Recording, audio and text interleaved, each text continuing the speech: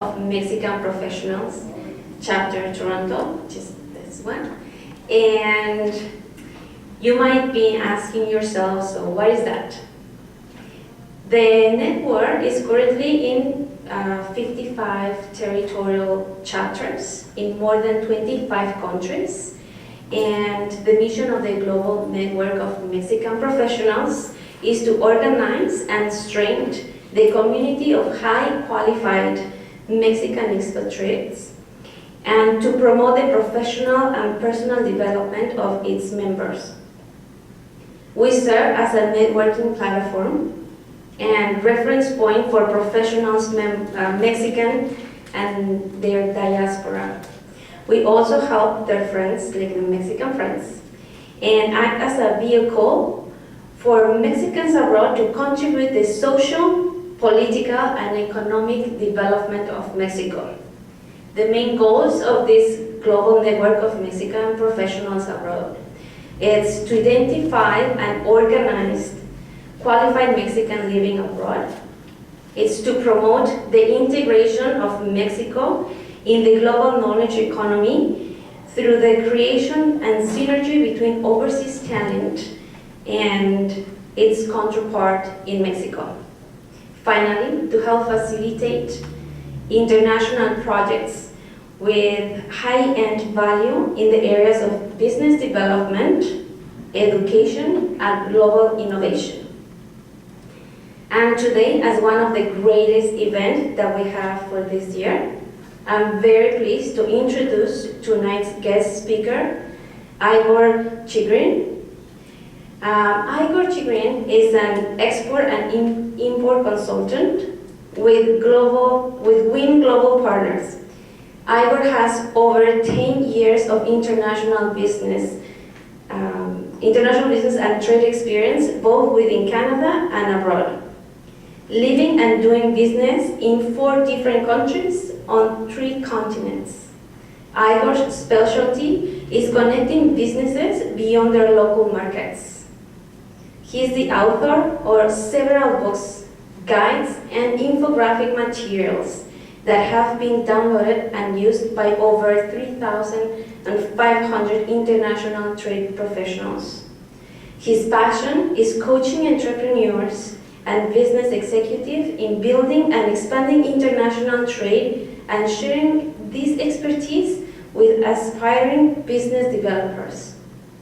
Igor holds a master's degree in international business from Grenoble Graduate School of Business in France and is a certified international trade professional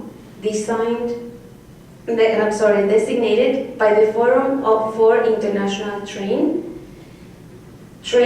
here in Canada.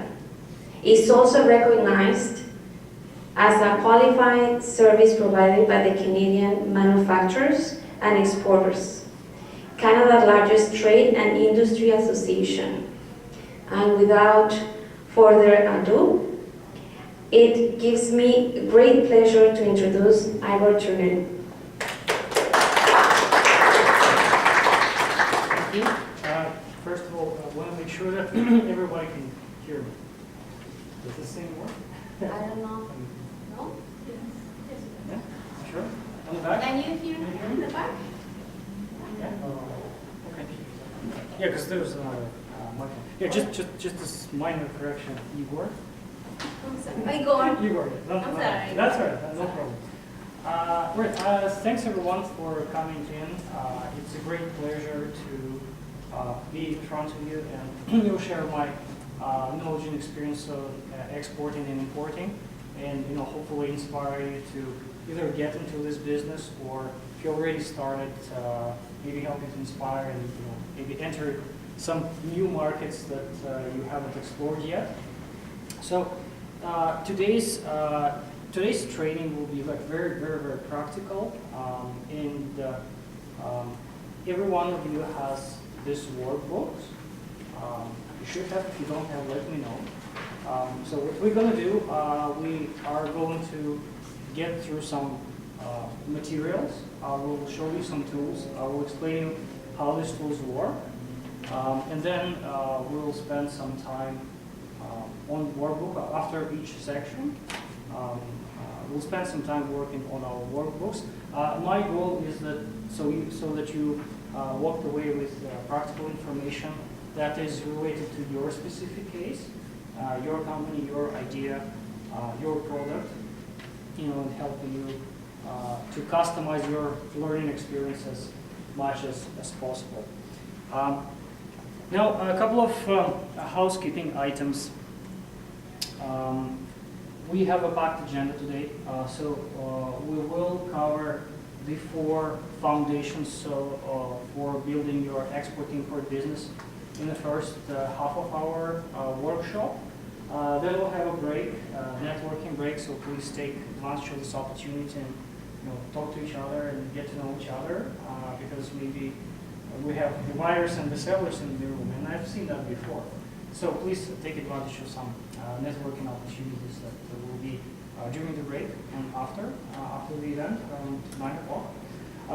The next part of the workshop will spend on figuring out where do we find the buyers or the suppliers internationally, and how to do it safe. And we'll also focus on pricing in international trade, because there is science, and you'll see some charts in your handouts that are related to this topic in the second half of our workshop. And then we'll talk briefly about how to register your export-import business. Right? Any questions on the agenda? Sounds good. So why don't we start with, well, actually a couple of other housekeeping items, but mostly related to, respecting time and respecting each other. Don't forget to turn off your cell phones or put them in the side airline mode or whatever, to avoid distraction, because I wanted to create the action environment, very focused environment. So let's be focused. So why don't we start with the introductions? Oh, and by the way, please let me know if you stop hearing me, because this thing works out with the battery, it tends to die. Yes. Igor, if you move the mic to the corner of the table, Yep. I don't think it works though. Anyways. and it picked you up when you walked over there. When you walk behind the table, no, the other, this corner. Oh, I see. Okay. This one. Yes. Can you tap the mic to see if it's working? 1, 2, 2. Yeah, there we go. This one better? Yeah, sure. Okay, let me use this one. I feel like I'm a rock star. Oh, there we go. Okay, so why don't we start with the round of introductions. We have a pretty big room, so I don't think we have time for everyone to introduce, but what if there are any volunteers to stand up and introduce yourself, introduce maybe your company or maybe your idea. What are your goals and what are you trying to get out of this workshop? I can maybe get 1 or 2 of you just to get this going. My name is Peter Bonch. I have my own company, International Commodity Procurement Services. Right now I'm dealing in honey, maple syrup, and offshore sugar. I'd like to get out of this boot camp how to beat the banks up. Anyone else, please? My name is Nawab. I've heard the opportunity in a few countries, so I made contacts there. So I'm currently still in a 9-to-5 job as a night specialist. So I'm trying to get out of there and start my own business and use those contacts to export and import from Canada. Yeah, makes sense. One from this side, please. Hi, I'm Joseph Megan. I'm currently working for a company that is based in Africa, and our company works with cocoa producers. Recently, my boss told me you should come to Canada and learn about Canadian customs, imports for practices, because soon we're going to have some Canadian partners. That's why I'm here. Excellent. Anyone else? The reason I'm asking you to introduce because I will try to use your examples, and the more examples you give me, the more interactive this bootcamp will be. Sir? Hi, I'm Arshia Shirazi, together with my partners, Rahim. We're from Global Trade Cooperation Hub, and we are a full-service import and export company, and basically we do everything from conception to implementation. And we're here to basically find out, we are a special focus in Turkey and Dubai and Middle East countries, but we're here to get to know basically the Canadian rules and Canadian customs more, and also networking, financing opportunities and conditions, and kind of stuff.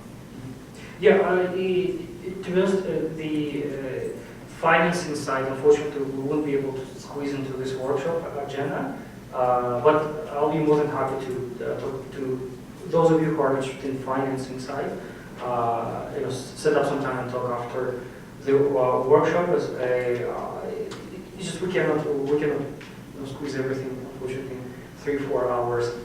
In fact, it takes 2 days to run a similar workshop, with of course more with wider agenda. But certainly I will try to get you some information. Also available after the end of the workshop to talk one-on-one. So please take advantage of it. Okay. Anyone else wants to volunteer to introduce yourself? Please. My name is Billy. Actually, I'm just working for a home improvement business right now, but I have an idea just to import and export some Mexican products such as jewelry and boots. So that's why I'm here. Right. It's by the way quite typical case that you may have either a business or a job and you are looking into export-import business, so that's quite common. Okay? If anyone else wants to volunteer, okay? Please. Okay. My name is Ana Uribe. I am representing an Italian company which is in Mexico. It's a flavor company, so flavors for food. And what I would like to learn basically is the regulations in Canada of how to import that product because it's a more specialized product. So basically that's why. My name is Yuri Vanegas. I'm working in an IT company, American company, Oracle Corporation. But I'm going to be independent and open a business on information services, going through the e-commerce, basically. There's no any product, there is no any way, but there is information services going through the internet. That's a very good case. In fact, there is way less regulations on the exportation or importation of services as compared to physical products because, tracking issues, how do you track the information services, for example? There's just no way. So for sure, yeah, we will definitely touch up on this, even though the focus of this would come to be on the products, just because it's a little bit more complex. However, the foundations really apply to every single business, whether it's service or product or construction. So hopefully we'll get the information to the right information here. Okay? Anyone else? Please. Hello, good afternoon. My name is Elena Mosqueda. I'm representing the company Taiwanese and Mexican in Guatemala Artisan Textiles and Jewelry to import from Mexico. Which product, sorry? Textiles. Textiles. Like traditional work textiles and jewelry. Okay. Very good one. Okay. Anyone else? Looks like we have some time. Can spend some more time with introductions. Anyways, well, if you wanted to do that, you can do it here on break. Or if you get an idea, by the way, it's a very open concept, very interactive session. So if you have something to say or to ask, please, by all means, raise your hand. And you may also use the microphone over there, but that's optional. Okay? So let's get started. And start talking about building foundations.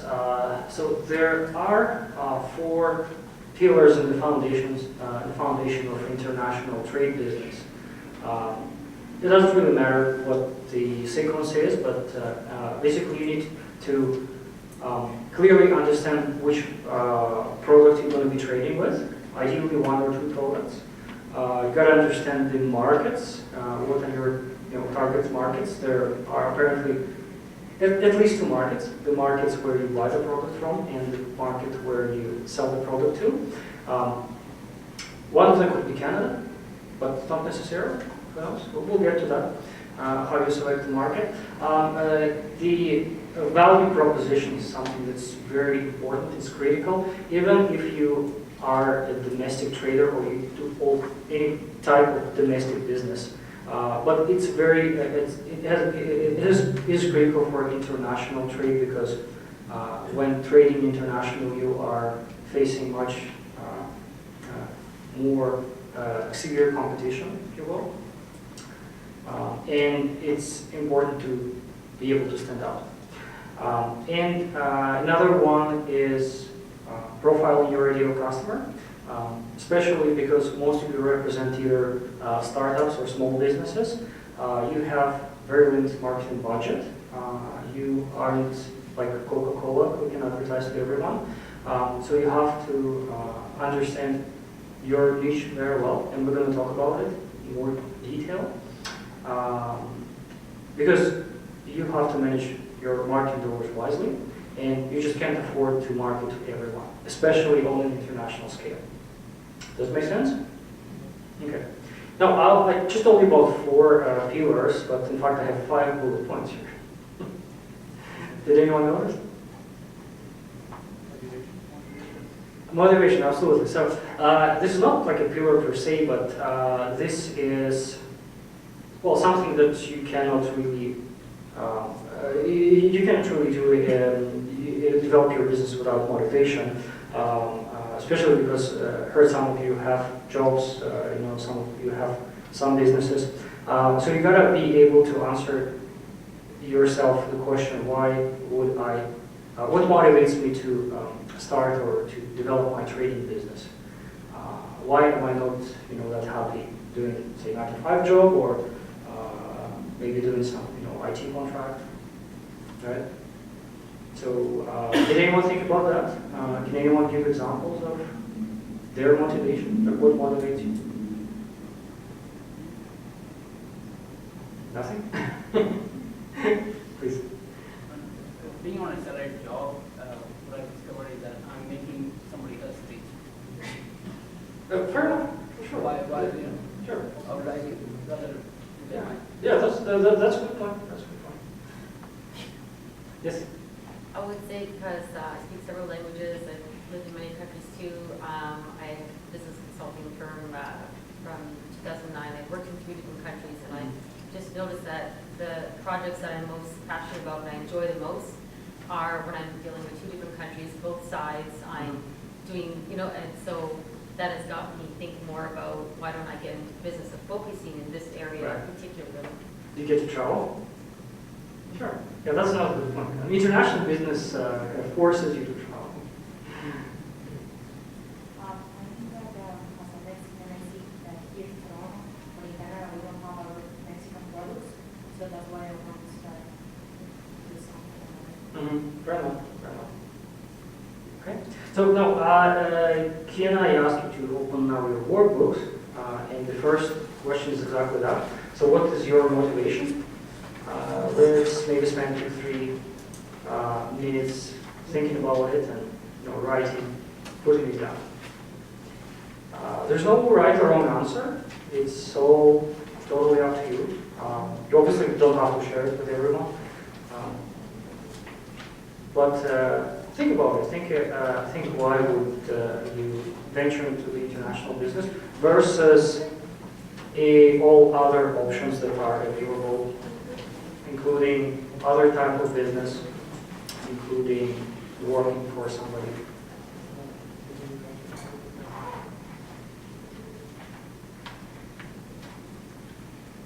I'll give a couple of minutes.